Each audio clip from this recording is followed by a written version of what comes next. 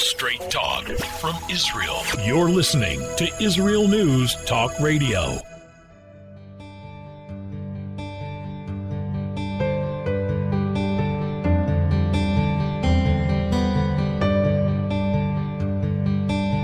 Hello and welcome to Soul Talk. This is Leora Mandel. I'll be joined with Rabbi David Aaron after the break. So, I don't know if anyone asked you this question yet today, but how's your relationship holding with God? Something to think about, isn't it? I think throughout life, even those who believe, those who have faith, those who have chosen faith, those who've been brought up from the time they were a baby with faith, there are times we cycle in our relationship with God. There's times where we really, I think it's specifically when things are going well. You had some sort of miracle, or you had some amazing act of divine providence, or a great coincidence, which I would say is really the same thing. That's things, everything in life just seems to be falling into place, that we just feel like, wow, God is with me. Isn't this wonderful? And then unfortunately, when there's times of struggle, times of pain, times of tragedy, I think that's often when things aren't going the way we would have hoped for them to go, specifically for us. They can, throughout every single day, you watch the news and you'll see throughout the world, there's so many tragedies any given day. But specifically if it hits me personally, I might find myself really struggling with God. How could God do this? If God is loving, then how could something so painful be happening? And these are really painful and challenging questions. The question is, what do we do with these struggles? I think there's times when we're going through a hard time, we would love to be able to be rock solid in our faith, because it would just, you see other people, sometimes it seemed to be, and it just seems to help them through. And yet there's times in life where we struggle. Now, it's not only when we go through tragedy. There's just, I think, like any relationship, there's times we feel closer, more connected, more, so to speak, in love. There's times where we feel maybe a little bit more distant, not quite as connected. Some of that depends on us, I would have to say. I mean, how much am I putting into this relationship? But there's times when we're questioning the relationship, and maybe there were things we always believed. We believe God is involved in all the details of our life, and then all of a sudden something happens, and we're not so certain how we understand what we thought we believed in the past. So what should we do? Are we just to be alarmed? How are we supposed to respond to these kinds of situations where we have life? And again, we're talking about someone who already believes in God, has faith, and yet we struggle. And that's exactly what I would like to address with Rabbi David Aaron after the break, is what can we do when we have struggles with God? How should we respond? Is there a way to work through these struggles so that we can actually have a stronger bond with God instead of potentially distancing ourselves and pulling away? I think so many who do struggle ultimately do want to have that close connection. So how can we go about that when we are struggling? When we return Soul Talk, Rabbi David Aaron and Leora Mandel.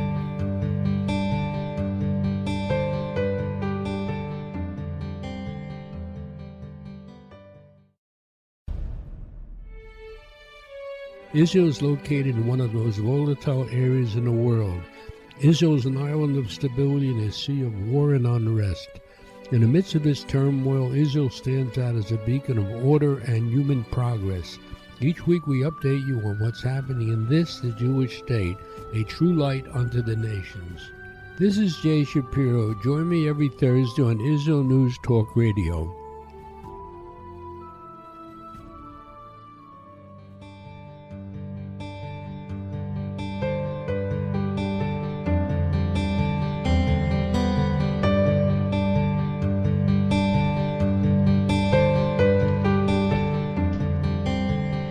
Welcome to Soul Talk. This is Leora Mandel with Rabbi David Aaron.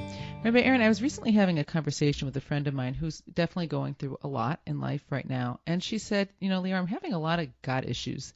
I'm just struggling a lot. I've always believed in God and I have faith. And at the same time, I'm struggling. Like, I'm not really sure where my God relationship is holding. And it really was an interesting conversation, a very important conversation, but it really brought to light. And I said to her, I guess I've had my God struggles myself. I think there's so many people who believe in God. It's not the question of, like, I don't believe in God. Prove to me that God exists. It's, I may be a God believer. I may be a religious person. I may be a person who prays. And yet there's times in life where we go through these God struggles. And the question is, I think for many people when this happens, it's very alarming. We don't want to be having God struggles. We want to feel like everything's going well in this relationship we have with God. But what do we do? I don't know if it's something that so many people talk about, which was why I thought it was pretty amazing that she shared that with me. When we're going through internal God struggles, what should we be telling ourselves and how do we work through them? Well, first of all, it's important to know that that's normal, and I think the first problem is when people become resistant to something that is totally understandable. You're going through something, you believe that God is benevolent, and you're going through an experience that certainly doesn't feel in any way benevolent, and you struggle, and actually the name Israel means you will struggle with God. So actually the very name Israel points to this idea that a relationship with God includes a struggle. And I think that struggle is part of the reset button, because that's what keeps things fresh. I mean, how do we know we're breathing when we have a hard time breathing? How do we know we're healthy is when we're not so healthy?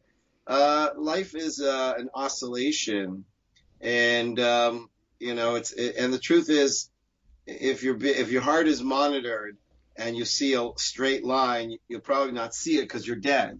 But when you're really having a heart monitor and you'll see that the heartbeat goes up and down and up and down, up and down, then you're alive. So up and down is the way life is.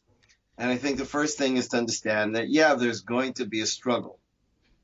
Well, I think that's actually already a huge piece, because as you're saying that it's normal, I think so often people are almost, especially if you're a person that maybe is religious or people know you as a person of faith, I think it can be very challenging to start having struggles, and almost people are afraid to discuss it, which again I think was so powerful that this friend shared this with me. But when you're saying it's normal, I think that really, and if anything, there actually is potentially a lot of positive that can come out of this. That's very powerful and helpful. I think that's a relief right there. Yeah, Rabbi Nachman of Breslov teaches that the purpose of the universe was to create a space for the possibility of emunah, of faith. And by the way, in our tradition, faith, emunah doesn't really translate into faith, but it actually translates into faithfulness or devotion. And that's really when a person has a question, a struggle, a challenge, but they choose to nonetheless devote their life to a life based on a relationship with God. Well, that's amazing. That's like unconditional love. I mean, how do you know this is really the deepest kind of love?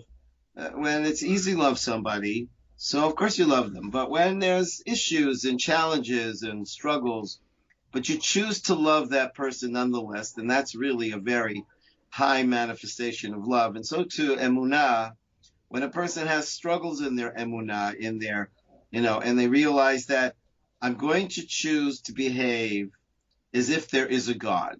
Even if sometimes I wonder whether there's a God, I'm going to choose to behave as if there is a God, and that will be always the foundation of my life, is living a life that is based on the implications of God consciousness. It is so interesting because as I'm thinking about this, I think, I can't say for sure all the time, but so often when do we have these God struggles and God issues? It's when we're going through a tough time. And it's almost as if we believe that if we're, people of faith, or we believe in God, and as we talk about God loves us, then even though we know bad things, their struggles happen to other people, but when it happens to me, all of a sudden these questions start coming up, and these struggles of why would this be happening if there really is a God in the world. And it almost sometimes could feel better to think maybe this is happening because there isn't a God in the world, but it's also scary to think these things are happening, that the light world is random. But I don't know that it's always when life is, so to speak, going well. You're right that we necessarily consciously think about, wait a minute, how do I understand how God is manifest in my life? Is there, to what degree is God manifest in my life? All these big questions. It's specifically when things aren't going as well that this often comes up. Just as you're saying, we're not thinking about our heart until it starts having weird palpitations. Right. There is no precedent anywhere in the Tanakh, in the Bible, of a believer having an easy life. Somehow people think that if I believe, that's some guarantee that my life is going to go well and wonderful. But there's nobody in Tanakh that did have an easy life. Abraham had a challenging life. In fact, he's going through 10 tests, and Hashem is asking him to do things that are extremely, extremely difficult. He, Yitzchak, Yaakov had such a difficult life that when he met Pharaoh, the king of Egypt, Pharaoh said, "How old are you?" Because he looked so aged, and he says, I've had a tough life." So, when people think that religion or belief in God guarantees some kind of merry-go-round life, you're in the wrong world. So I think it's actually the power of the belief in God is essential, especially when life is difficult. I mean, when we think of King David and we look at the Psalms of David, David did not have a merry-go-round of a life. I mean, I don't know if there's anything more devastating than a man whose own son is trying to kill him. And King David is filled with praise. And in fact, there's a beautiful teaching of Psalms that says, "Arimimcha ki dilitani." I extol you, Hashem, because dilitani, one of the ways of describing dilitani is because you impoverished me. And so if that's the way we read that verse, then and King David is saying, I extol you for impoverishing me, because I know that when I am in a place of struggle, that is precisely where I'm able to grow the most and become more self-aware and more potent. And so very often when a person thinks like, well, why would God do this? I kind of see it as a coach. If you didn't know that you were being trained for the Olympics, and you didn't understand why this guy was putting you through, hoops and jumps and squats and push-ups, you think like, who's this guy? But then when you realize that he's my coach and he's training me to be a winner. And so it's in the end, it's really, do you think that God is, going to guarantee you an easy life? If so, then this is a God this is not a God that's committed to helping us grow to our highest potential. It's a very, very, very good point that no one in Tanakh, no one in the Bible had an easy life, and these were very strong believers. And if anything, their strength of faith was shown how strong it was through all the tests they went through. If they weren't tested, then it wouldn't have necessarily been, even for themselves, they wouldn't have been as aware of how much do they really believe and how strong are they going to be committed to God, even with all the challenges. So then where does this concept, because I think it is out there, where does it come from that we think like, oh, if we believe and we do, so to speak, the right things, life should be easier, or we shouldn't have to go through these major struggles, or getting upset with God, so to speak, when big challenges come our way? I don't know, because if you read the Bible, all the figures of the Bible did not have an easy life. Yaakov's got a brother that's trying to kill him. Who really had a life that was easy? We somehow think that God is a Superman and that his job is to come save us. And what we like the most about Superman is that after he saves us, he leaves and asks nothing of us. And so people think God is kind of like a green machine. He's there to serve your needs. And very often that's how people relate to God, is somewhat he's here to serve my needs. So it comes from, in many ways, a juvenile understanding of what God is. And, when you think about it, I heard a beautiful lecture from Rabbi Twersky, Zichron Bracha, and he pointed out, he asked the audience, who here can remember a positive event in their life that they grew from? Nobody could remember a positive event that they grew from.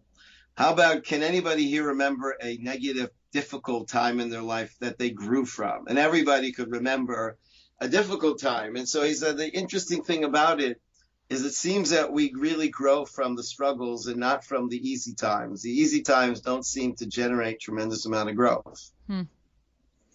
Well, I guess with the physical analogies, we're not going to build muscle unless we're stretching our muscle and we're lifting weights that are, if it's too easy, then it's not going to be building much of anything. So I guess what you're saying is in life, that really is how it is.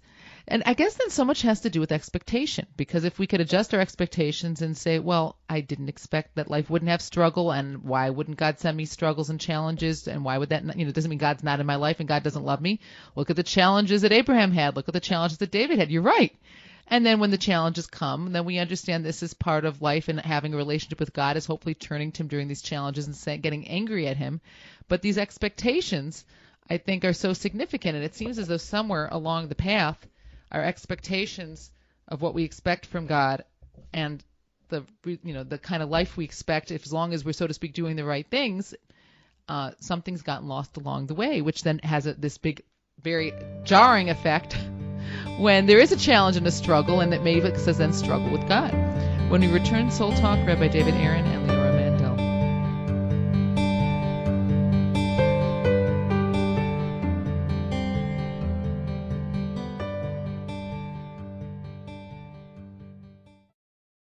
The Tamar Yona Show. Tamar? She's sassy. She's smart. She's funny. But she's also a real Jewish mother. Hi, everybody. I'm Tamar Yona. And yes, I can be all of those things. But at Israel News Talk Radio, I'm here to bring you the news stories and guests that you may not hear anywhere else. Join me live on air Sundays, Mondays, and Tuesdays for the most unique and bold talk radio in Israel. The Tamar Yona Show.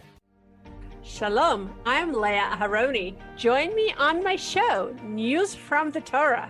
Each Sunday, we'll use the weekly Torah portion as a prism for understanding the news today. Listen to News from the Torah to gain clarity about the times we're living in and to understand your own spiritual path in the process. News from the Torah every Sunday on Israel News Talk Radio.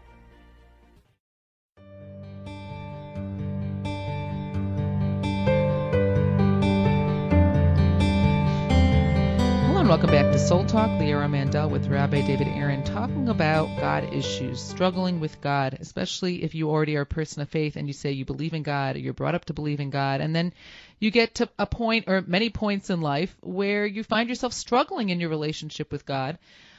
And first of all, Rabbi, clarifying that's normal, I think, is already a certain relief. But I mean, as usual with our conversations, it's such a change in perspective. It changed the whole understanding of everything. Because here you're talking about that it's not necessarily a bad thing. It's an opportunity to reevaluate this relationship. And so much comes from wrong expectations of what we, so to speak, expect from God. So I want to just continue in this line of expectations, because I think sometimes even in any relationship, sometimes we're aware of our expectations, and sometimes we're not aware of them until we're disappointed in them. And then we're frustrated, and we weren't even consciously aware we had certain expectations. But you're bringing out, and I think this is so true, that a lot of us do have certain expectations of God, whether conscious or not. And then when God doesn't, so to speak, fit into this box of how we expected him to manifest himself in our life, we start to struggle. Well, look, the word God comes from the word good. And God is the personification of all good. And therefore, I expect that God would be good to me. And somehow it seems to be clear to me that good is always the way I define it. And God's definition of good should be fitting my definition of good. But then again, if I joined a gym, I would, and I'm paying a guy to be my trainer, and I expect this guy to be a good trainer. I wouldn't expect him that he's going to make my life easy. I'm hiring him to make my life difficult so that I will become strong and powerful and win, whatever competition I'm hoping to go into. And so I fire trainers that go easy on me because I'm not going to build muscle that way. And so it really turns out to like you have a real misunderstanding of what good looks like, and how quickly will you be able to identify that good is actually good. You might have to go through many, many years to look back and realize that all the difficulties that you went through was actually birth pains. And I see it as when we go through difficult times, I see it as birth pains, because what's about to happen is you are going to give birth to something greater in yourself that is waiting to be born. And look, I've rarely met a person that's deep that didn't have some challenge or a lot of challenge in their life. Not that there can't be exceptions to the rules, but a person who's had a pretty cushy life and had no challenges in their life don't seem to be particularly contemplative, or learned how to be to do hard work and demonstrate persistence. Because all that takes challenge and then working on ourselves to overcome that challenge to strengthen ourselves internally. And if we never have that challenge, then we never get that strength. And if we don't think about things, we don't have time to work them out. It's true. Okay, so I have a question now. As I'm thinking about this more and just also thinking of myself and conversations I've had with people. There's times where God will send us a challenge, and it's clearly from God. Let's say there's an illness that, God forbid, there's nothing one could have done about it to create it, prevent it. It is, right? Or if, God forbid, someone has a loss and it just is. Let's say the child doesn't wake up from their sleep one morning. God forbid, these are terrible things. And these are the kinds of things that can really trigger struggling with God. But then there's also struggles that people will go through where it's more through human hands. Let's say a person was in a very abusive relationship, or they were abused as a child, or they have the death of a loved one that was more of a criminal death. That's, in some degrees, there are two different kinds of God struggles, because one is, okay, this is obviously directly from God, but why would you give me a child to take them away? The other struggle is questioning, is God really involved? How could God let this happen? Because a person was also involved in the situation. And I'm not sure, I think they're both, I'm not sure, maybe the second one could even potentially be stronger in terms of that questioning, how involved is God really in my life that this person could have had this ability to cause such harm? Just going into more particulars of these things that really can create struggles with God. Yeah, look, as a rabbi, most people talk to me about their problems, not how things are going well for them. Oh, gosh, they seem to call me only when things are going bad for them, or, And these are questions that I can't answer. I appreciate when people ask me the question because it's a clear sign they think I'm the Messiah. But sadly, I'm not the Messiah, and I don't have answers to those questions. But one thing I know, and I've thought about this much in my life, if I were in the gas chamber, I've wondered whether I would have lost my faith.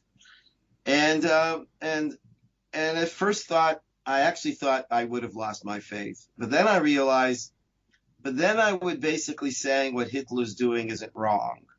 Because if there is no God, then there is no right, there is no wrong. And what Hitler's doing might not be my taste, but I can't say it's absolutely wrong.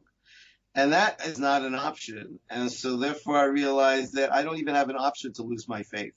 Because if I lose my faith, I'm basically saying if there's no God, there's no absolutes, there's no right, there's no wrong. And, and this man didn't do anything wrong about killing Jews, like a person maybe doesn't do wrong by killing a mosquito. Like, who's making these decisions of what's right or wrong if there is no God?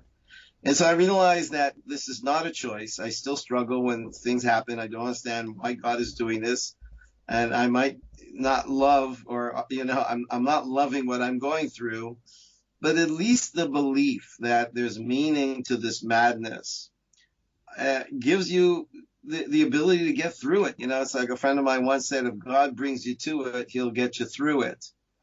But if you don't believe that God brought you to it, then who's going to get you through it? Because you just feel it's all an accident. And if it's all an accident, then you lose hope in even wanting to get through it.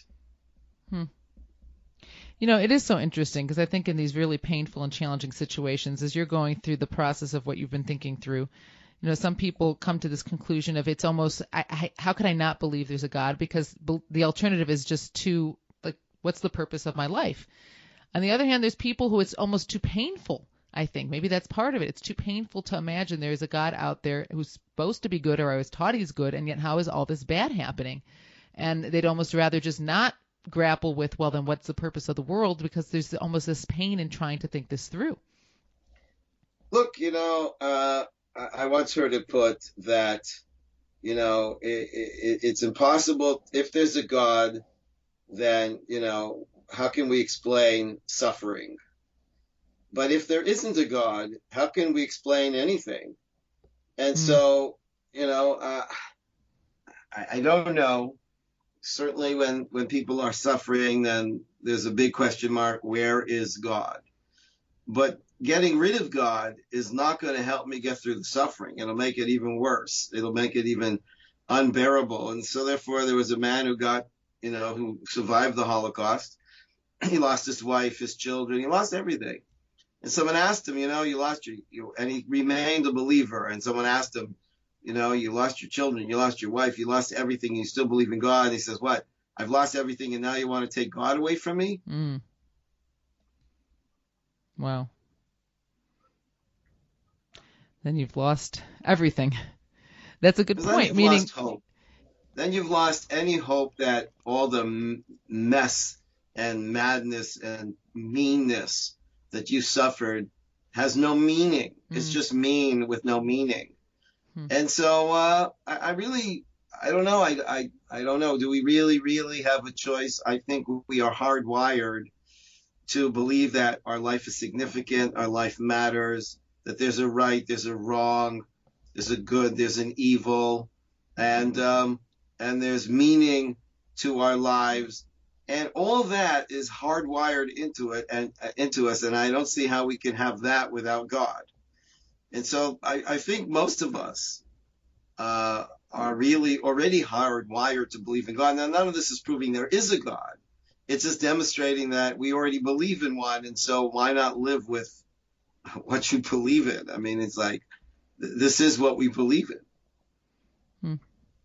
And is there an answer or a direction? I guess I could say more, because I don't think the answers you're pointing out, and I think that is actually it's a great answer, saying I don't have an answer, because I think sometimes you're given an answer and it just takes such a huge issue and makes it too small. But on the topic of people doing so much, wickedness, people affecting and harming other people, like, so to speak, how does God allow that to happen? I think, again, that's so often where struggles come from. The only way there could be a choice for good is that there is a choice for evil. And, and I mean, this is a longer discussion, but the world was created to create an opportunity for choosing good. But for there to be the opportunity to choose good, there has to be an equal opportunity to choose evil. And if I'm on the receiving end of someone's evil choice, do we say, I mean, I know this is a much bigger topic, and I don't know that there's an actual answer, but do I have to, like, so perspective, how I see something often affects how I handle it and ingest it, I guess. Would that mean that, this is part of God's orchestrated plan, or there's just this general idea that, again, we have to be able to make choices, and sometimes our choices are at the expense of somebody else, but it doesn't mean there isn't still God in the world running the show? Well, Judaism describes free choice in a paradoxical way, that before something happens, there's complete free choice. Once something happens, it was God's plan. So was it choice, or was it God's plan? And the answer is, it's a paradox. Before something happens, it's free choice. Anything could happen. Once it happens, if it happens, then it's God's plan. And so now, looking at it as God's plan, I think a person can look at it and say, okay, so what I went through, if it's God's plan, means there's some opportunity here for me to grow. And that's already a very helpful and powerful perspective when we're going through a major challenge and struggle. When we return, Soul Talk, Rabbi David Aaron and Leora Mandel.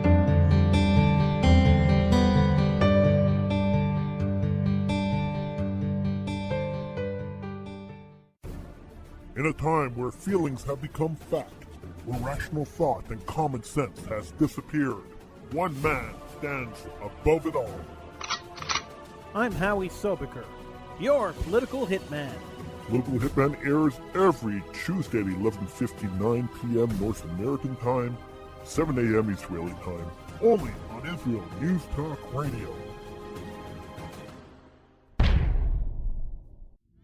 Are you interested in transforming your life, drawing closer to the Creator, and uncovering the deeper meanings and hidden treasures in the Hebrew Bible? Then join me, Rav Yitzhak Michelson, and me, William Hall, on the Science of Kabbalah, where we are seeking to narrow the gap between what we understand of our physical and spiritual worlds. So make sure to tune in every Tuesday at 5 p.m. Israel time, 10 a.m. Eastern Standard Time, here on Israel News Talk Radio.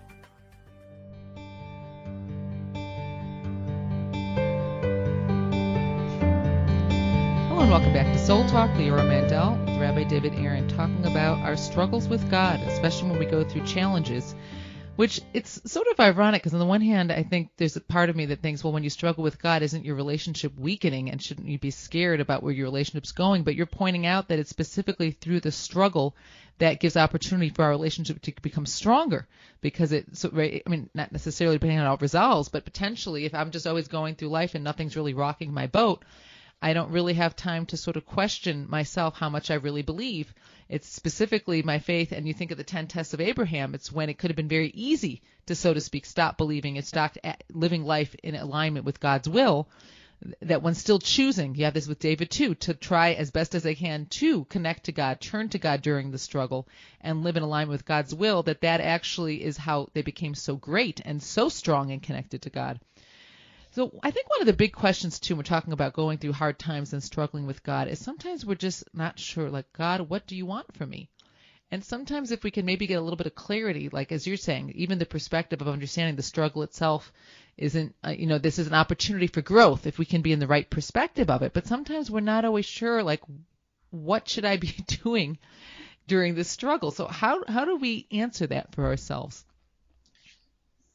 Well, Rav Kook has a fascinating article where he describes that, the voice of God, one of the ways God speaks to us is through us, through our intelligence. And if a person looks at a situation and they think intelligently, what can I learn from this? What can I do with this? How can I grow from this? Then whatever reasonable answer comes your way that's intelligent, then that's the voice of God. People are expecting some booming voice to come out of heaven, but really sometimes the way God speaks to us is through our intelligence. And if it's not our intelligence, we go to some great wise person, say, listen to the situation I'm in, and what thoughts can you share with me that would help me, grow from this? And if he says something intelligent, then that's it. That's the word of God. That's very, very helpful and powerful. So in a sense, though, we have to almost open up space for God to speak through us, because if we're not going to clear that space out to listen to what's happening inside, we may not hear what the message is. But we have to ask the right question. If we say, why is God doing this to me? Well, that's the wrong question. I don't know anybody who's gotten an answer to why is God doing this to me. I would have to have the mind of God to understand why God does anything to me. But if I ask, what is this that I'm going through asking of me? That's a different question, And when you ask the right question, you have a greater chance of getting an answer. When you ask the wrong question, So when a person says, why is God doing this to me? Well, then their head's going to go, well, you're evil. Well, God hates you. I mean, what's your head going to come up with? If you say, I'm going through this challenging experience, what can I learn from it? How can I grow from it? What good can I do because of it? Well, then that's a good question, and your mind will go in the direction of finding an answer to that question, which is a lot more empowering than why is God doing this to me? Gosh, so asking the right question is key, and just as you demonstrated, the difference is huge in terms of the answers that we'll get. Right. I'm thinking that often, unfortunately, if let's say a couple lose a child, they say so often afterwards the couple just they fall apart afterwards. And yet there's other times where you see couples become so much stronger and so much bonded because they turn to each other through the grief and the pain, and they support and help each other through it. And God forbid anyone who's not in this situation, I hope no one ever has to know from it. And those who have been understand this tremendous pain. But I feel like the same kinds of things can happen with God when a person's going through a lot of pain. Some people, as you were saying, it has the opportunity to strengthen our relationship with God. And some people, just because of all their pain, they just feel like, they just turn into themselves and they turn away from God. Whereas if they would be supported with God, as you're pointing out, going through a pain and struggle by yourself as opposed to going through it with God can be the world of difference of how heavy the pain and the burden of the pain feels. So if someone finds themselves that they're turning, so to speak, closing God out, is there anything that they can do to try to start opening up the door so that they can, again, feel like instead of carrying this by themselves, that God can be a comfort instead of being angry? Well, it goes back to one of the key choices we have in life is what commentary we give to the events of our life. And And it makes all the difference in the world. It is what it is. Someone, God forbid, we shouldn't know this, but someone loses a baby. And so now, what are you going to say to yourself is going to determine how you're going to get up in the morning and what are you going to do about it. It's that serious. People, I think, are not taking responsibility or taking charge of the inner voice that's shooting off in their heads and aren't realizing that this is serious. I have to choose to talk to myself in a way that will help me get through this and help me grow from this and not let this bring me down and destroy me. And and that's really what we have to choose to take charge of. If we just let the inner voice ramble away and say all this negative, discouraging, and angry chatter, well, how's that going to help you? So we need to really grab the mic and actively and intentionally decide what we're going to say to ourselves about the meaning of what we just went through. That's a very, very powerful, because what everyone went through, it is what it is. And as bad as it is what it is. But it's so true that the way we talk to ourselves about it, and sometimes we're not conscious of it, but we need to become conscious of it, because it's almost like those heart monitors that you can wear for 24, 48 hours, and then, that there's a full monitoring. If we could monitor the thoughts that go on in our head, we'd probably be shocked sometimes and say, no wonder I feel even worse or feel so miserable, or I can't get myself through this. Because if someone would be telling me everything I'm telling myself, I'd stay in this place of pain. I wouldn't be able to get out. So in a sense, having more consciousness of, if I'm feeling really overwhelmed, miserable, like I can't get out of this pain, becoming aware of what am I telling myself about this situation and how can I talk about it. And sometimes you need outside help for this, can make the biggest difference between taking a situation that's maybe tragic, but we make it worse for ourselves, as you're saying, by what we tell ourselves. Right. There's a verse in Psalms where King David says, I believed because I spoke.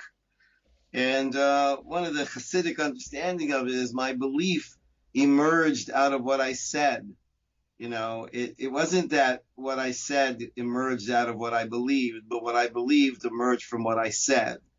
And I have to talk a language of faith, of encouragement, of possibility, rather than talk a language of disencouragement and distraught and despair.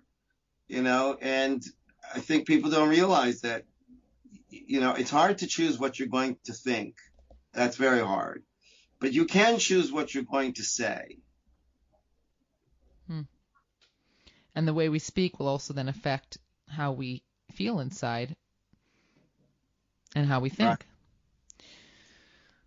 This is such a heavy topic, but it's such an important topic. And I'm thinking, no one understands us. Even we don't even always understand ourselves. And when we're going through pain, we don't even always know what we need. But when if we can turn to God, even if we're struggling and saying, God, I'm struggling with you here. I'm in so much pain. I don't know what you want from me. I'm having a hard time handling this. Why is this? Whatever we need to get off our chest, God understands the picture more than anybody else. And so in a sense, I'm also thinking, if we feel like we're not turning to God during a challenge and a struggle because we're angry or we're frustrated or we just aren't finding ourselves doing so, in a sense, we're losing out from the greatest support that we could have through the challenge and the trial, because again, if God is aware of what's going on, he understands all the dynamics that we don't even understand. God is the best one to turn to in these situations, which is, again, what David did, what Abraham did. And as you're pointing out, they went through major life challenges and yet still continued to talk to God through it all.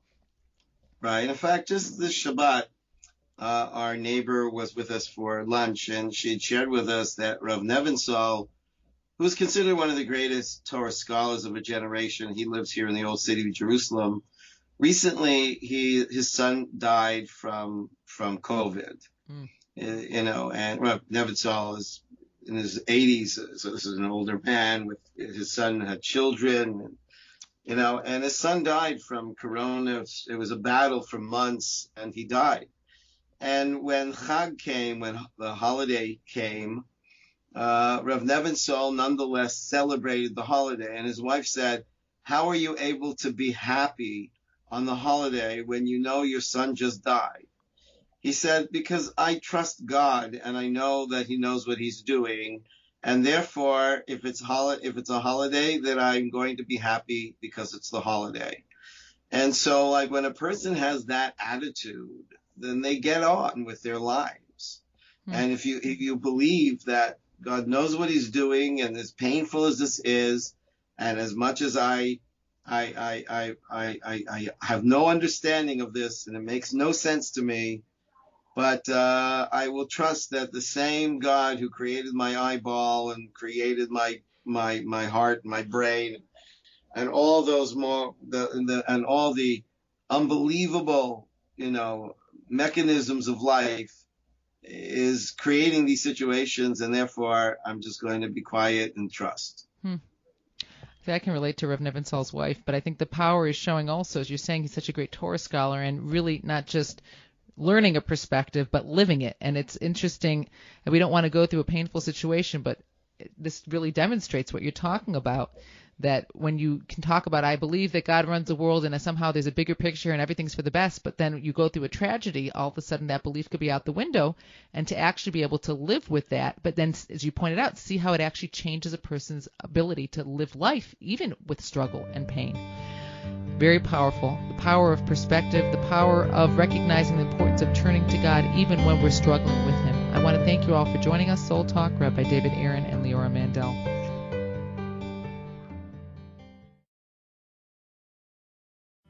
Where can you get the inside news on Israel?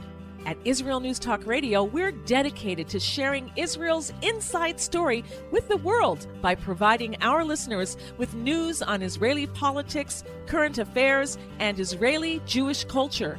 The Israel News Talk Radio homepage also provides you, the listener, with useful information at your fingertips, with scrolling news headlines, weather, currency exchange, Shabbat candlelighting times, and so much more.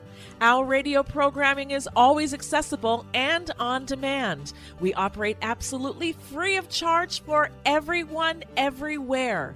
If you love what we do, partner with us now by becoming an Israel News Talk Radio supporter. With your support, you'll be inscribed on our Israel News Talk Radio Wall of Fame. There's nothing like us in the world. Be part of something great.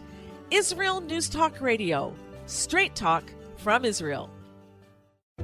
Howdy, this is Rita from League City, Texas, now living in Israel.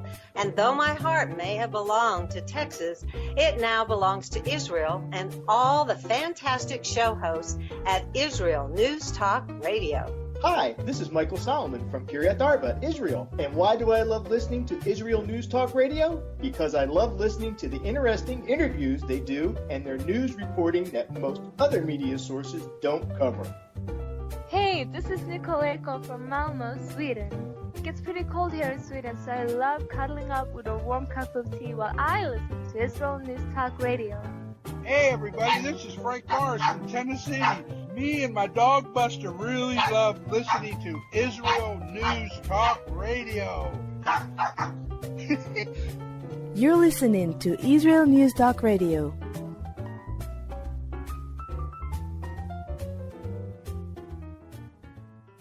News, opinion, and more. You're listening to Israel News Talk Radio.